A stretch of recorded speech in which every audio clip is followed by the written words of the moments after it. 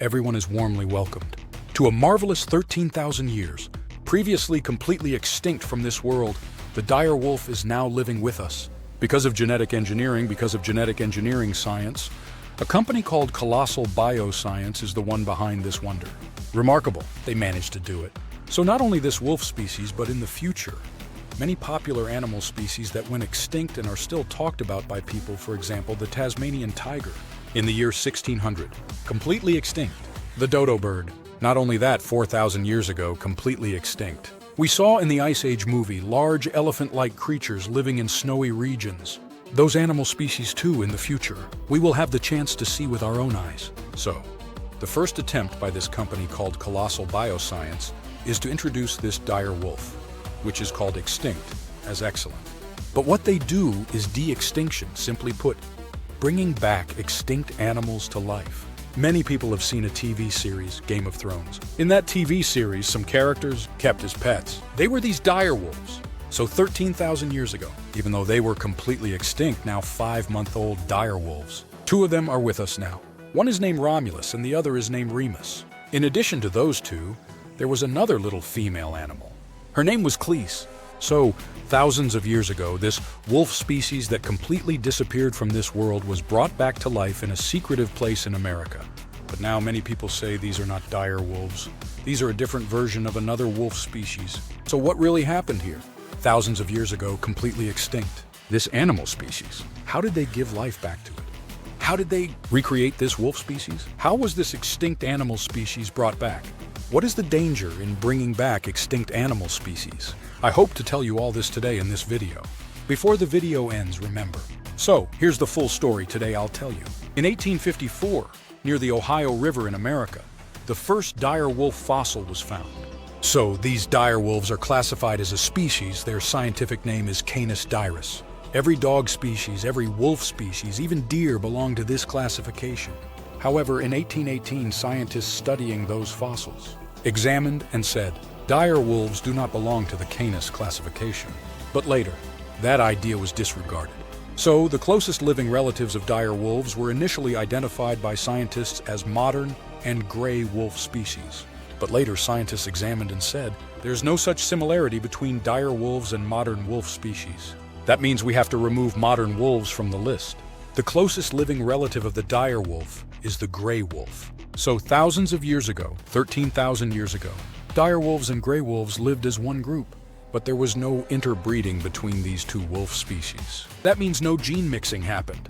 However, 13,000 years ago, dire wolves naturally went completely extinct.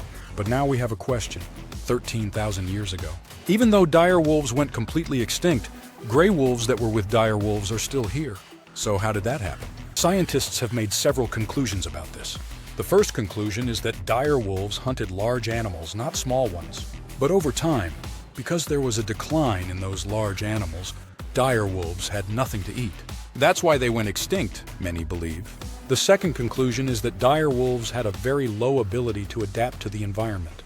Because of that, dire wolves naturally went extinct, many believe. Scientists have noted. So talking about the size of dire wolves, they are 25% larger than modern wolf species. But you might have seen in the Game of Thrones TV series, they showed dire wolves even bigger than that. But the real story is that dire wolves are not as large as shown. Compared to other wolf species, the specialty of dire wolves is that their jaws are very strong, and they have white fur. Not only that, they lived in groups. Now I'll tell you about de-extinction, or how they bring back extinct animals. There are 3 methods to do this. The first method is backbreeding, which means selecting the closest living relative of the extinct animal and breeding it to have the characteristics of the extinct animal. To explain with an example, now in this photo you see an animal called a quagga. I know it looks exactly like a zebra, but if you look closely, you'll understand. The front part looks exactly like a zebra, but the back part looks like a horse. That's the animal called a quagga. But thousands of years ago, this quagga animal went completely extinct. The last time this animal existed was in 1883 in South Africa. But people hunted this animal excessively. That's why it went completely extinct. What you saw now is a photo of a quagga taken before it went extinct. However, in 1987, a project was started to recreate the quagga animal or give life back to it. The name of that project is the Quagga Project. The scientists in that project, to give life back to the quagga, used this backbreeding method. They found that among living zebras, there are zebras with quagga characteristics. That means zebras whose back part looks slightly like a horse. So they found a female and a male zebra with those characteristics and bred them to produce offspring. Those offspring inherited some of their parents' characteristics. Some didn't have those characteristics, but some offspring had their parents' characteristics where the back part looked like a horse. They selected a female and a male with those characteristics, and after they reached the right age, bred them to produce more offspring. That means the first generation was there. Then they went to the second generation. Now, who were the two in the second generation? They went to the third generation. It took this team 20 years to complete this work. However, in the end, this team succeeded in creating an animal with quagga-like characteristics. But there are many questions here. Is this really a quagga? The answer to that question is no, because we don't know the characteristics hidden inside a real quagga. How does this animal eat? How does it swallow food? How does it breathe? Do these recreated animals have even one of those characteristics? We can't confirm that. If even one of those characteristics is present, that would be a miracle. However, the first way to give life back to extinct animals is this backbreeding method.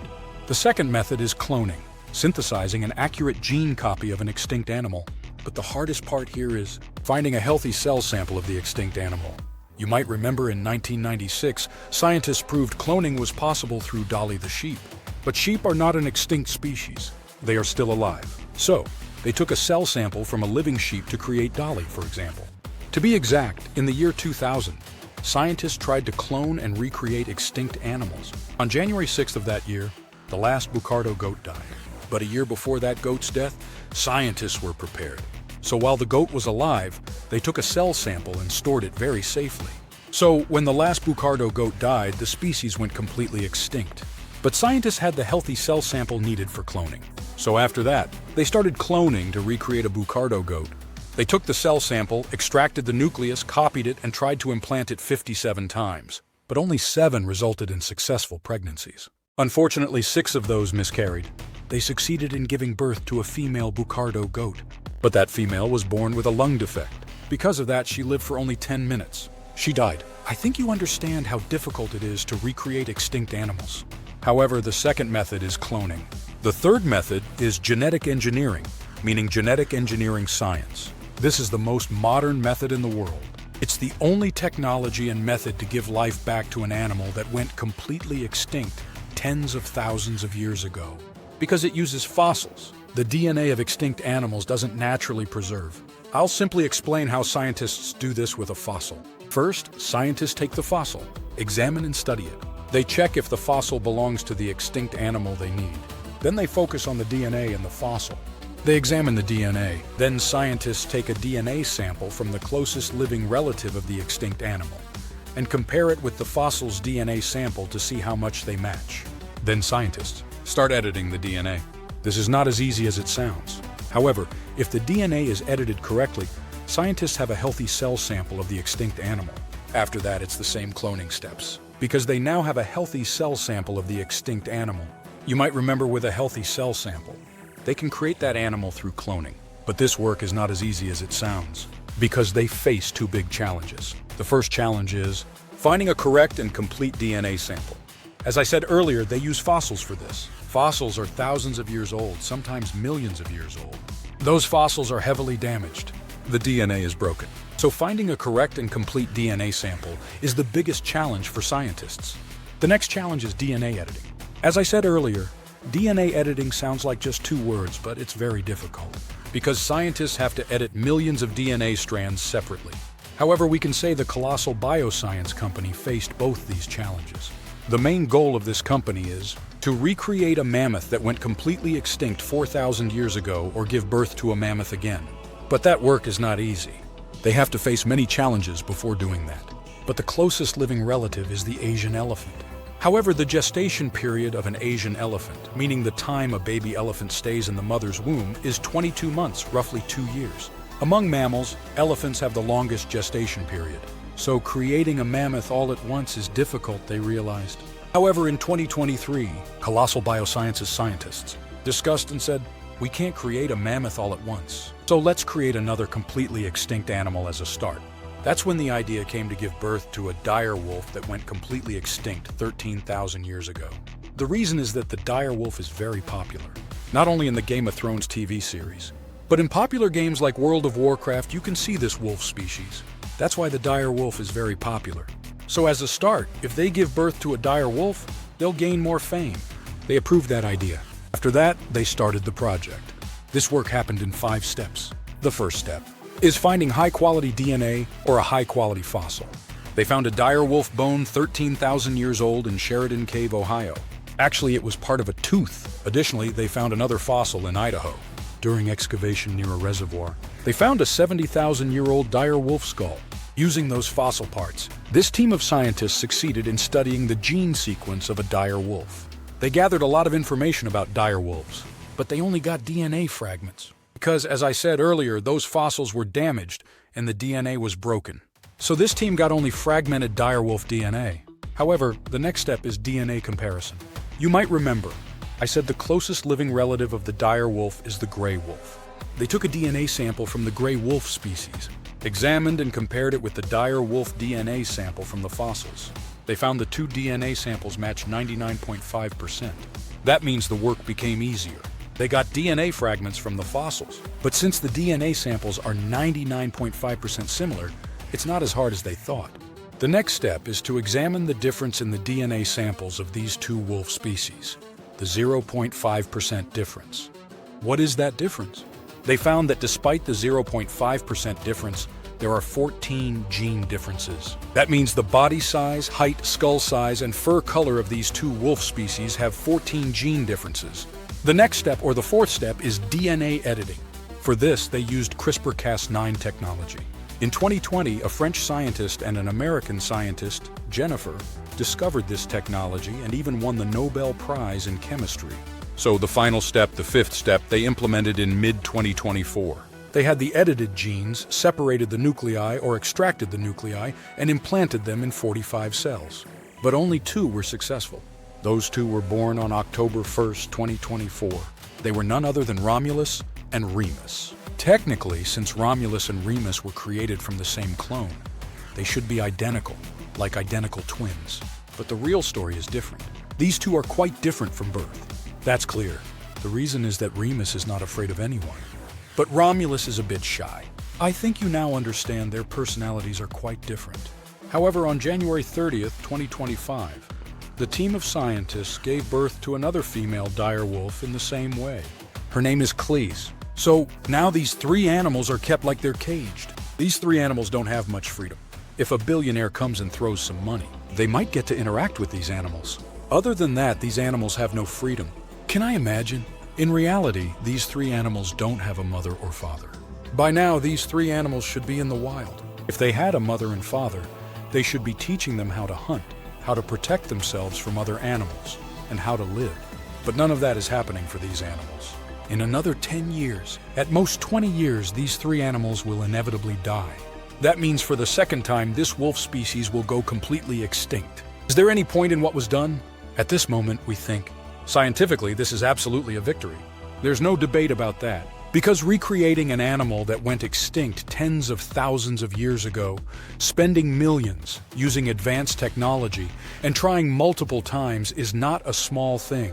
So there's no debate. Scientifically, this is a complete victory, but this project has a lot of criticism. These 3 animals are now purely display items. They were created only for photos and entertainment. Let me ask a question directly. Do we need to wait until an animal goes completely extinct to realize its value? We absolutely need to think about this. So spending millions, using advanced technology, making huge sacrifices. To give birth to these 3 animals, can we really say these are dire wolves? In reality, we can't say that. The reason is these are not real dire wolves, just another animal species made to look like dire wolves. Simply put, these are just another version of the gray wolf species. The difference is that 14 genes are different from the gray wolf species. So we can't accurately say these are dire wolves. Let me explain with another example. The DNA match between chimpanzees and humans is 98.8%. If scientists take chimpanzee DNA, examine how it differs from human DNA, and somehow create a human by editing those genes, can we call that person a human? In reality, that person is not a human. It's just another version of a chimpanzee. The same thing happened here. One more thing I'll tell you. In the 1970s, there were over 500 rare white rhinoceroses in Africa. But now only 2 remain. Those 2 are quite old. In a few days, when those 2 die, that animal species will completely disappear from the earth. Another species will go completely extinct because of human greed. Over thousands of animal species are now threatened with extinction. Deforestation, killing animals. So, my personal opinion is, as I said earlier, scientifically, this project is a huge victory. But have we progressed only scientifically? Is it enough to achieve victories only in science? As humans, we absolutely need to think about animals. We don't need to wait until an animal goes extinct to realize its value. So this is just my personal opinion. So what are your thoughts?